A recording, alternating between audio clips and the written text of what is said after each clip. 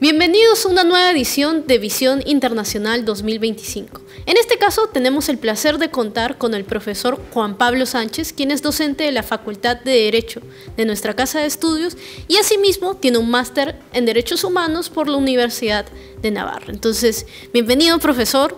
Muchas gracias, sobre todo a todos los radioescuchas digo, de Visión Internacional. Encantado y feliz de poder compartir con ustedes este tiempo. Claro, profesor, yo también muy encantada. Y yendo al tema ya de fondo, el asilo ha sido un tema muy hablado, como usted sabrá, en las últimas semanas. En Perú, en América Latina como tal, tiene muchos casos, muchos ejemplos. Entonces, para introducirnos en este tema y ver más o menos cómo se puede abarcar, ¿el asilo tiene un carácter más político o jurídico? Qué interesante pregunta la que me haces. En estricto, vamos a empezar. El asilo, de por sí, su naturaleza básicamente es mixta, ¿no? Es, digamos, jurídico y político, pero podríamos decir que su naturaleza es mucho más política, sí, pero cumple justamente una finalidad jurídica, ¿no? Es decir, el asilo es un derecho justamente, yo no lo llamaría un derecho humano, pero sí es un derecho, de alguna manera consagrado en el derecho internacional público, que básicamente tiene por finalidad que un Estado, vamos a decirlo así, el Estado asilante o el Estado que concede el asilo, después de que justamente hay un pedido por parte de una persona natural que justamente acude a un Estado, a un tercer Estado, del cual no tiene la nacionalidad, para que lo acoja, sea de manera territorial, es decir, si estamos hablando, por ejemplo,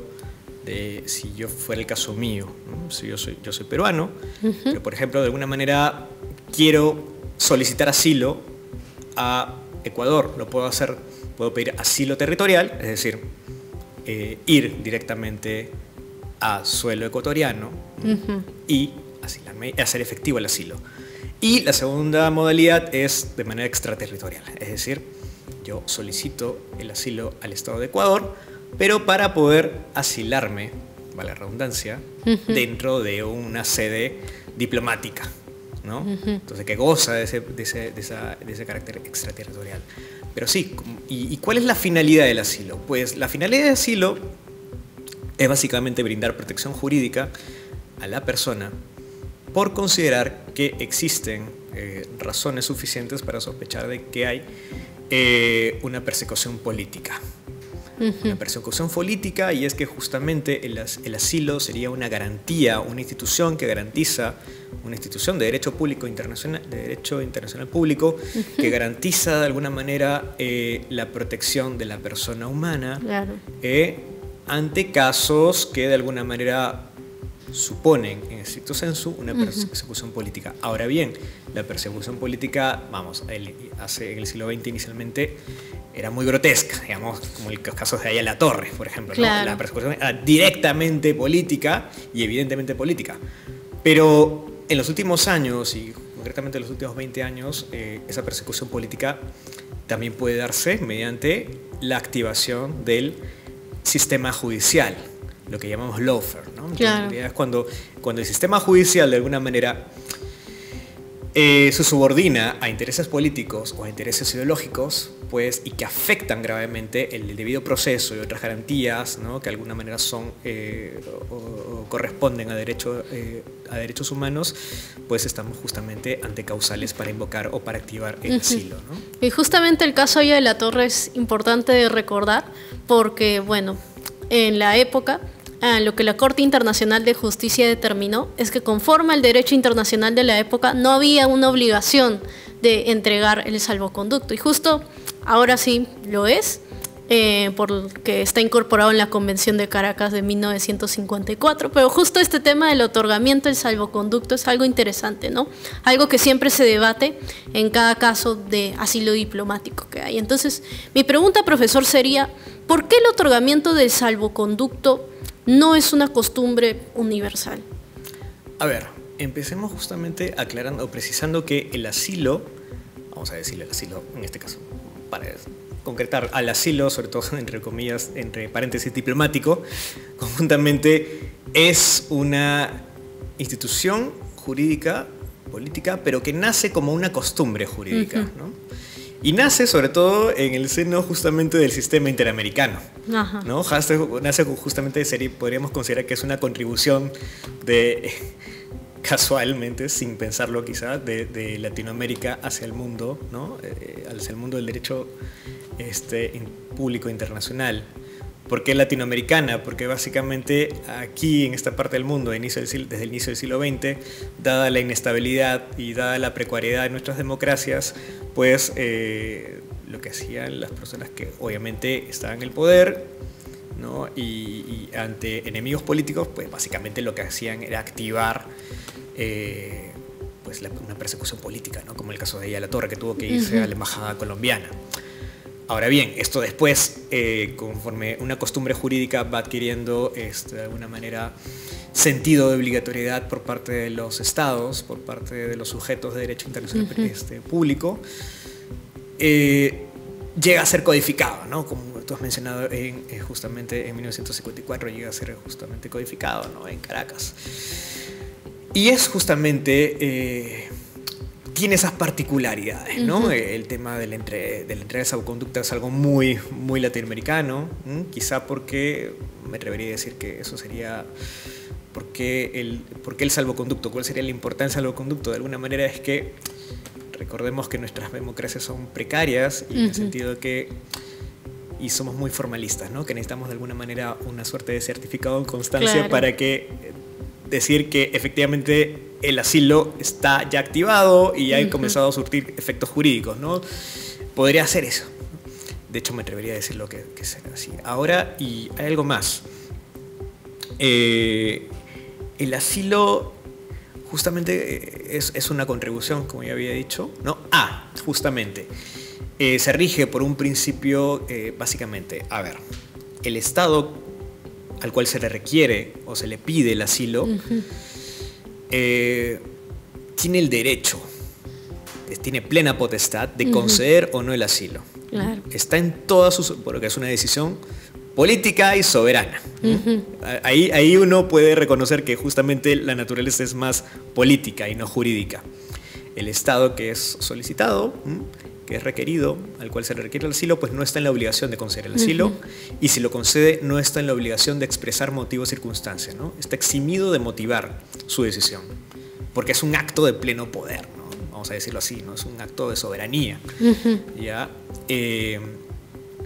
Ahora bien, se rige también por un principio de no devolución.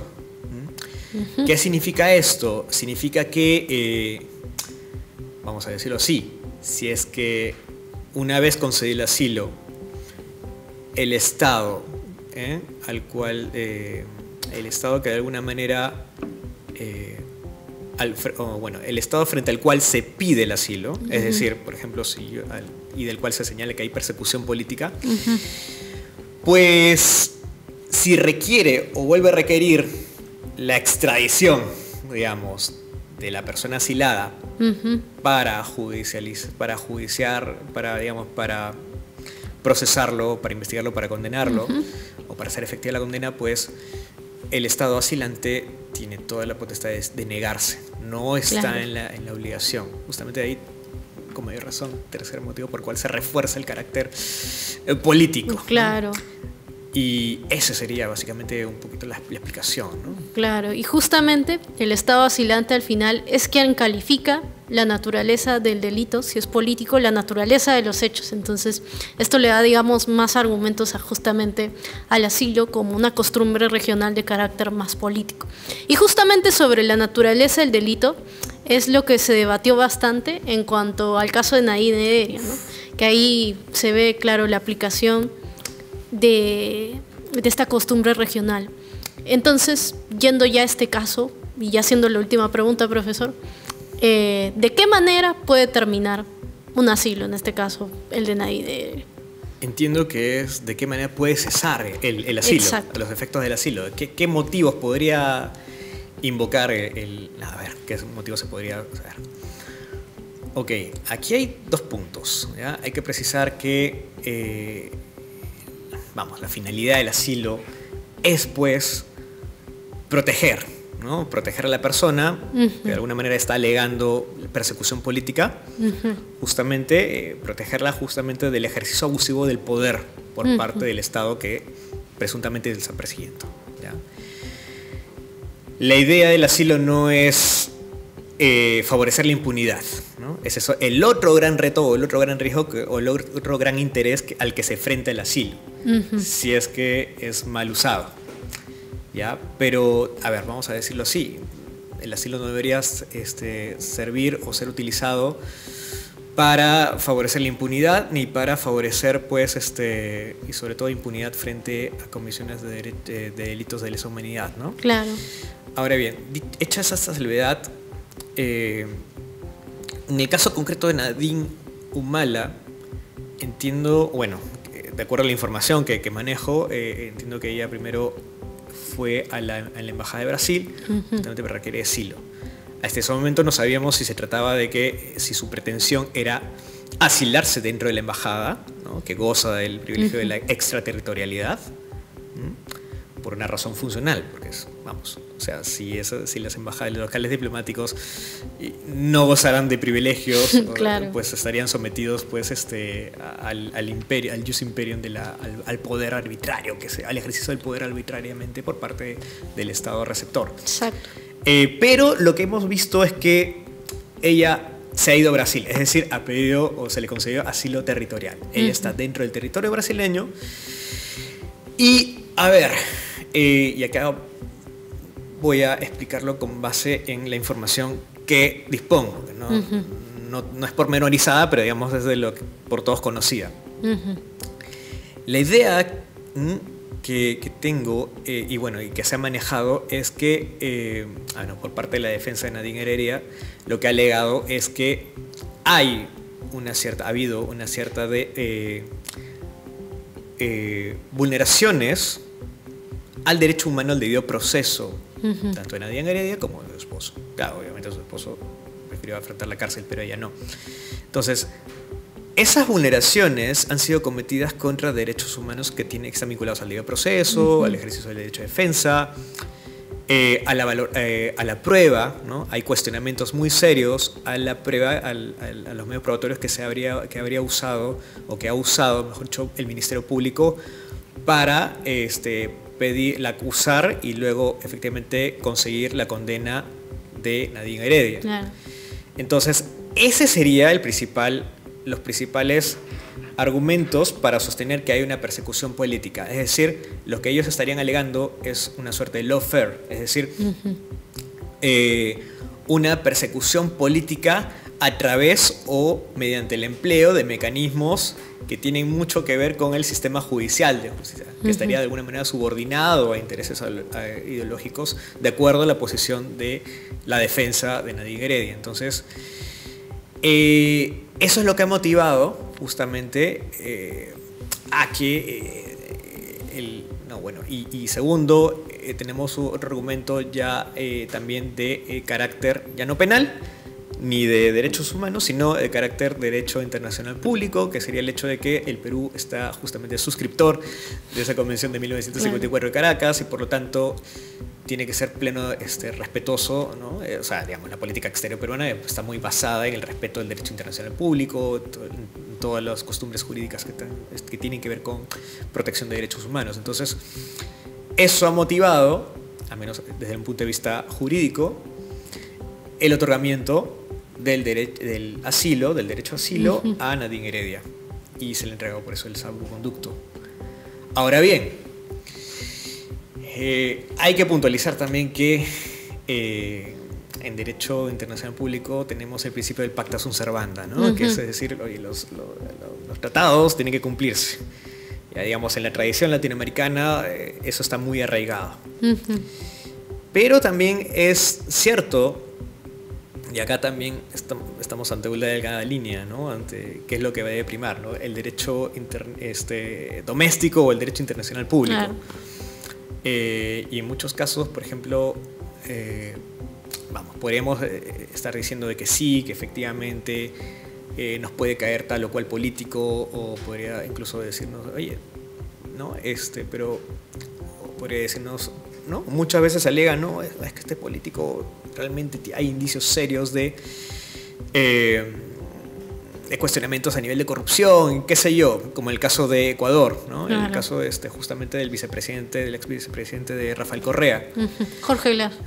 Entonces, justamente, ¿qué había pasado con este señor? Se asiló en la embajada de México en Quito.